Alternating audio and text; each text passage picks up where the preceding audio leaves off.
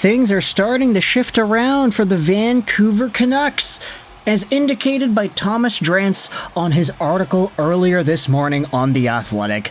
Take a look at this. What I'm hearing about the Vancouver Canucks' final roster decisions, trade plans, and more. Now, the thing is, The Athletic is paid for material. This article is behind a paywall. You're not going to have access to it unless you have the subscription. So I'll leave a link in the description if you want to go out there and read it yourself, and if you have The Athletic, of course. But all the important info that we need was posted onto the Our Canucks subreddit, so let's go out there and read this here. Greg the Great posted this Drance piece onto Our Canucks, and the top comment is a quote from Thomas Drance in the piece in regards to Vancouver Canucks young center Braeden Cootes. Take a look at this.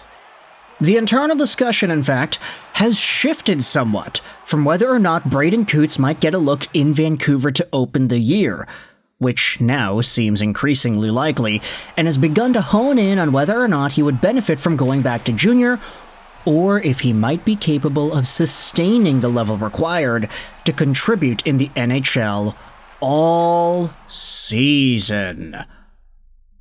Holy crap, 82 games? Bro, that would be insane, would it not be? If Braeden Cootes ends up getting the 82-game treatment from the Vancouver Canucks in year one as an 18-year-old? I mean, okay, we see young guys take that route all the time, but they're usually like first overall, second overall picks. Or if they actually do make the team full-time right away, sometimes they'll be later round overage picks. Braeden Cootes was 15th overall and he's only 18. Now the Vancouver Canucks are having internal discussions as to whether or not this guy could actually be a full-time Canuck now? Oh, my goodness.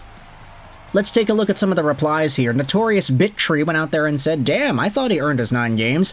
But if he stays and contributes the whole season, what an amazing draft steal that would be. I think it's unlikely he stays that long, but hopefully I'm wrong." Another reply from Johnny Lauren says, "Yeah, I think the majority of people here agree.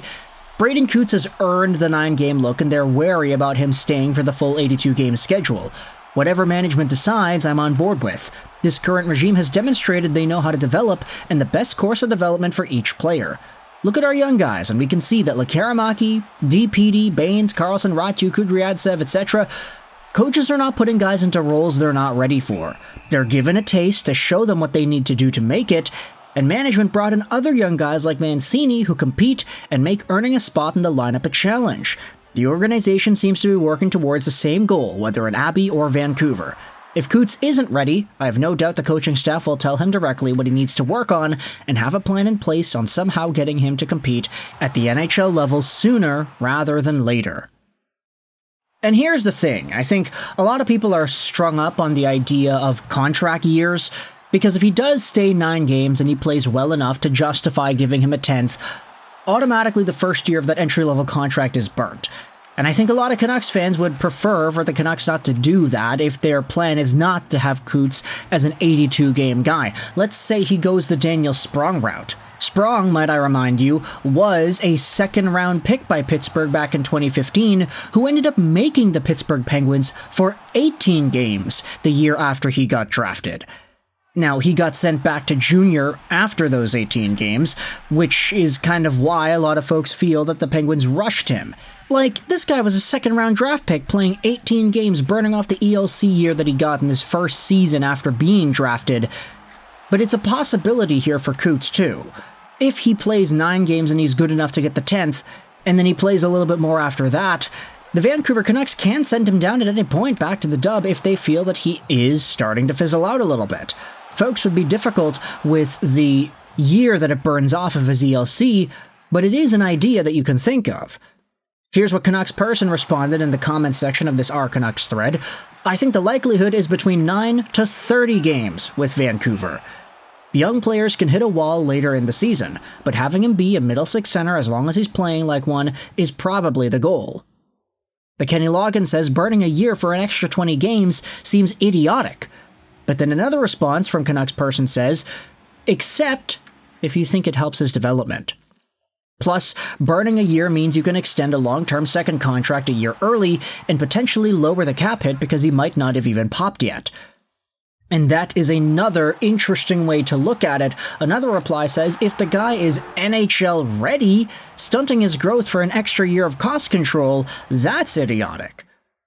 It's all gonna boil down to how the Canucks evaluate it after all, but seriously, the guy has been so good in the preseason, so capable, he plays with pace, he plays with offensive intensity, he makes things happen, he's 18 years old and he was a 15th overall pick.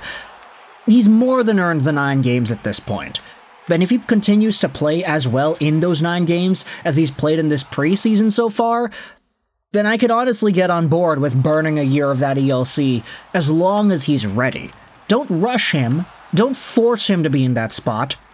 But if he makes Vancouver's job all the more difficult in sending him down, then that's what you want to see. And I do kind of agree with that other talking point that we just read about as well. Like, hey, if you burn a year off the ELC sooner, then you can probably sign him to an extension sooner too. If you wanted to go fully long-term with Braeden Cootes in 20 whatever it is, then maybe there is a chance to get him to sign for cheaper. If he hasn't totally exploded offensively yet and he hasn't become that full-on Bo Horvat clone that everybody's been talking about he's been the past few days. But of course, the most normal path would be for him to get 9 games, period.